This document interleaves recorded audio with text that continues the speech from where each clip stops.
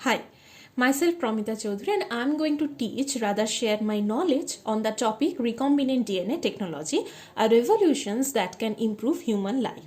So, the human life are greatly affected by three main factors: food, health problem, and environmental issues. Food and health are the basic human requirements besides a clean, safe environment. And as we know that as the world populations are increasing at a greater rate day by day, the human requires more food for their survivability. And human always needs safe food at a reasonable price also. Besides that, several humans' health problem across the globe causes major human death. And this example we can get from, or we can experience from the today's scenario where the COVID ruins our life every day. Despite of that, increase in industrializations causes environmental pollutions also that affected aquatic life and indirectly the human life also. So all these issues like food problem, health problems, environmental pollutions problems can be solved by welcoming a modern technology. It's one of them is recombinant DNA technology. Now, how this recombinant DNA technology or RDT can we're going to solve all these issues? Let's see. Recombinant DNA technology was first developed by two scientists, Boyer and Cohen. Boyer from University of California and Cohen from Stanford University, and they discovered the RDT in 1973. Now, what is this recombinant DNA technology is actually? Recombinant DNA technology is basically joining of the DNA from different species and produced a hybrid DNA, and subsequently inserting this hybrid DNA into a host cell, which is usually a bacterium. Now, as we know that it's very often that this kind of hybrid DNA is not usually found in the nature, but it's a man-made product and which is produced for the purpose of science, for the purpose of medicines, for agricultural use and for industrial uses. Before going to the details of the steps of the recombinant DNA technology and what are the applications of RDT and or how the RDT is actually going to solve all these issues, I'm going to discuss few terms like what is DNA, what is plasmid vector, because in my next slides I'm going to use all those terms very frequently so that you should have that clear idea. Now, what is this DNA? As we know, everyone knows that our human body is made up of trillions of cells, and each cell contains the nucleus, and this nucleus contains a chromosome. In our body, 46 chromosomes are there, 44 are autosomes and 2 are sex chromosomes. For female, as we know, it's XX, for male it's XY. So this chromosome is made up of double-stranded deoxyribonucleic acid structure, which is DNA, and a segment which is a segment of a DNA which is actually responsible from inherited trait or is responsible for a particular characteristic like your hair color, your eyeball color, is known as a gene. Now, there are a lot of useful genes are present in medicines, in agricultural field, in industrial fields. Those useful genes are helping always in different fields. So, if you have a plan to produce your gene of interest or your product of interest at larger quantity, then you should produce your gene of interest in many copies, and for this process DNA cloning methods always helps you. Now, what is this DNA cloning method is basically? So clone means we know that genetically identical products, right? Genetical different or so many cells, those are genetically identical. Now, during this DNA cloning, but for this DNA cloning process, bacterium with its plasmid vector are always stretching hand for your help. Now, here I am giving an example of a E. coli bacterium. Every bacteria has its own bacterial chromosomal DNA, and apart from this, they have a extra chromosomal part which is known as a plasmid. Now here I am giving an example of a plasmid vector which is PBR322, which is a plasmid vector isolated from E. coli. Now, why those plasmid vectors are present within a bacteria? those are present because of the some extracurricular activity of the bacteria, like those are responsible for sometimes for toxin production, sometimes for providing some drug resistance, or those are actually responsible for increasing the efficiency of mating. Now, what is the significance of this plasmid vector in cloning procedure? If you want to produce your gene of interest in many copies, then you should go with this kind of plasmid vector, where you can insert your foreign DNA or gene of interest within a particular site, so that each time when your vector is multiplying, along with that your gene of interest are also multiplying and produce many copies. So what are the characteristics a plasmid vector should have? First, it should possess a origin of replications, so that it can self-replicating itself within a bacterium. It should possess some antibiotic resistant genes like ampicillins. Here I am just two antibiotic resistant genes are present in PBR322 plasmid vector. One is ampicillin and other one is the tetracycline, and those antibiotic resistant genes are present for selecting your hybrid DNA. It can differentiate your hybrid DNA from your it can differentiate a bacterial cell having the hybrid DNA from a bacterial cell don't have a hybrid DNA. I will discuss it later in a details. And your plasmid vector should possess a multiple cloning site or restriction sites where you can insert your foreign DNA. There are different types of cloning vectors are available in the market. That's already I have told about it, that PBR322, it's a plasmid vector. It is usually or very often used. Other than this, you can use bacteriophages, phasmids, and so on. Your plasmid vector should be small in size, so that you can experimentally manipulate it easily, or you can insert your foreign gene of interest within the plasmid vector. It should be worked under prokaryotic and eukaryotic system as well. It should possess multiple cloning site. That's I've already told you, where you can insert your foreign DNA. Now, suppose take an example that if you are planning to produce the insulin. Insulin is a very useful protein, as we know. It's a useful drug for diabetic patients. So if you are planning to produce the insulin in your laboratory or in your industry at a larger quantity, then what are the steps you should follow from the scratch using the recombinant DNA technology? First, you should identify the gene that is responsible for the insulin production. Then isolate the DNA having that gene of interest from your donor cell. You can treat your donor cells with detergent that can actually dissolve the cell membrane of your donor cell, or you can treat your donor cells with protease or phenol that can actually degrade the protein part of the cell, and after the degradation of the protein part, you have the nucleic acid part, right? So this nucleic acid contains DNA and RNA both. Now you require only the DNA, because you are going to insert your foreign DNA within this plasmid vector. So you should first degrade the RNA using the RNase, and after the RNase treatment, you have only the foreign DNA at your hand. Now you can isolate your plasmid vector from the E. coli bacteria easily using the alkaline lysis method or boiling the cells boiling method. So after the isolations, you can purify the foreign DNA and plasmid vector using cesium chloride gradient, or using some electrophoresis method or spin column methods. Those you can use for purifications purpose. The step 2 is the amplifications of your foreign DNA. If you amplify, or if you produce many copies of your foreign DNA, then there is a chance of integration of your foreign DNA within the plasmid vector become increased. That's why the amplification is needed, and this amplification is done by polymerase chain reactions.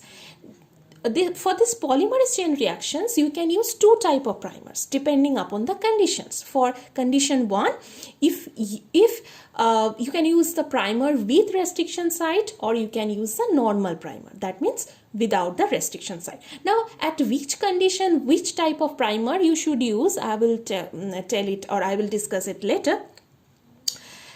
Step 3 is that the cuttings, means you should you should cut your gene of interest, and you should cut your plasmid vector. Why?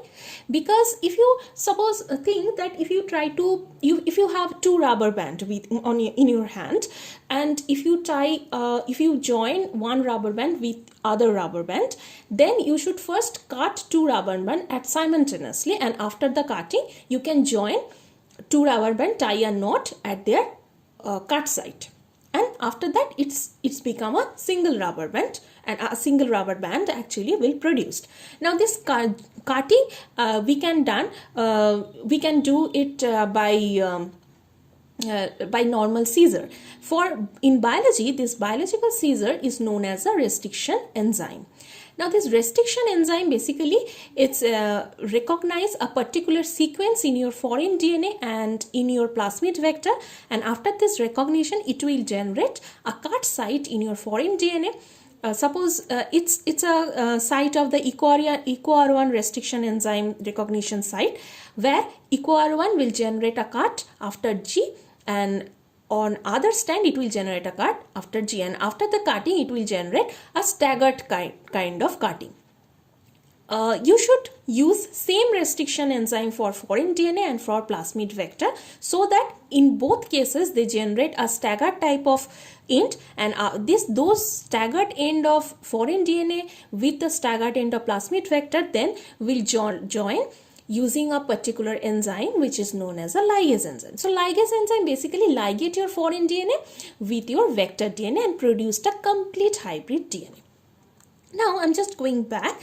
So if your foreign DNA already has this kind of recognition site or restriction site, then you should use a normal PCR primer for polymerase chain reactions. But if your foreign DNA or gene of interest don't have the restriction recognition site within it, then you should use a primer with restriction site. This primer helps to insert the restriction site artificially within your amplicons using the PCR reactions, so that after the reactions you have all amplicons with the restriction site, and now go for restriction digestions. So after the hybrid DNA formations, the step 5 is your hybrid DNA is ready for transformation, means your hybrid DNA are ready. You can insert it within your bacteria. Suppose we are usually use E. coli bacterium, E. coli BL21, which is actually E. coli bacterium which is which actually don't have the plasmid DNA within it. And so after the transformations, after you inserting your hybrid DNA within the bacterium, there is two questions or two confusions actually arise. One is whether the transformations is efficiently performed or not, means whether your hybrid DNA successfully inserted within the bacteria or not. And the second question is whether your hybrid DNA is carrying your foreign DNA or gene of interest or not. So the first questions or first confusions can be solved by plating your transformed bacterial suspension in a agar, by plating it on an agar plate having antibiotic or suppose ampicillin. Okay, so if your bacteria, E. coli bacteria, already has that plasmid vector within it, because this plasmid vector have an ampicillin resistant, because this plasmid vector actually is carrying ampicillin resistant gene. So if your bacteria, if the transformation is successful, then your bacteria having this plasmid vector within which the ampicillin resistant gene is present, and only those bacteria will form the colonies on the antibiotic resistant, antibiotic positive agar plate. But those bacteria, those don't have this plasmid vector, or where the transformation will not take place, those bacteria will not form any kind of colonies on the antibiotic positive agar plate. So the first problem is solved by using the antibiotic. Next problem is whether the your hybrid DNA or whether your hybrid DNA or the plasmid vector carrying your gene of interest or not. That can be validated by using PCR. Your gene of interest specific primer you can use. That can be solved by Sanger sequencing method, where you can sequence and find out, yes, my foreign DNA or my gene of interest are there within the vector. Or you can solve by third method, that is, I'm just going back to show you something. That is, yes, if you want to insert your gene of interest within this ampicillin resistant gene by using the restriction enzyme PST1, then after inserting your foreign DNA within this gene, your ampicillin gene will be disrupted. So if your hybrid DNA carrying your gene of interest, then this type of bacteria having this type of hybrid DNA will not able to grow on ampicillin resistant plate, because their ampicillin gene already getting disrupted due to the insertion of the foreign DNA. Only those bacteria will grow on tetracycline resistant plate. By using this kind of method, you can validate that yes, your gene of interest are there, your gene of interest is there within your plasmid vector. Okay, so those are the steps you can use, and after you are getting the bacteria, you can easily purify the protein from your bacteria using there are a lot of nickel chromatin methods by which you can purify your protein by NINT chromatography, and after the purifications you can use your protein for industrial purpose. So the most important thing is, what are the basic applications of RDT? You can use the RDT, it has vital role. Like it can use for vaccine productions, for hormone production that I have already told you, for insulin productions, for productions of genetically modified crops. Those crops are easily growing crop, in a harsh conditions they are able to grow.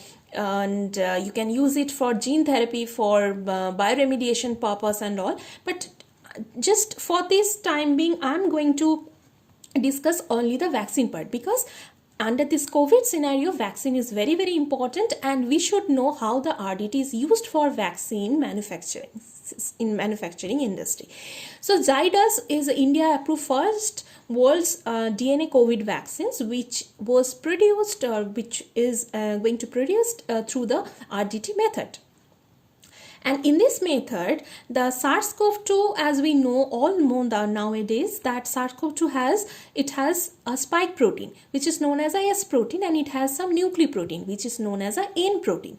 So this vector in this during this productions of this DNA COVID vaccine Zydus, PVX vector is used, where the S protein and N proteins, those gene of interest, are incorporated within this vector to produce SCOV1 and SCOV2, and those SCOV1 and 2 complete plasmid vector with SARS-CoV-2 genes are now being ready for administered as a vaccine. And it has been proven that these DNA COVID vaccines are providing protection against alpha, beta, gamma, and a little bit for delta strains also. So it's a wonderful examples of wonderful uses of recombinant DNA technology for vaccines productions, for vaccines manufacturing. But apart from all those good side of RDT, there are some ethical issues that, as we know, that we should the RDT is totally depend on the RAK-A system. That's what type of foreign DNA you are using. You should follow some sequence homology within because there should be some sequence homology should be there between the foreign DNA and between the with the plasmid vector, so that you can perform the combinations, or so that you can perform the joining. And some ethical issues, like as we are inserting one DNA from one species to another, there is a disruptions of the biodiversity. There is a safety issues also there. So therefore a good intense research should be there for safety, for just keeping in mind all those safety issues and uh, ethical problems or concern of common people, and keeping all those in mind, hope for the best. And thank you, and good luck for considering my presentations and for attentions.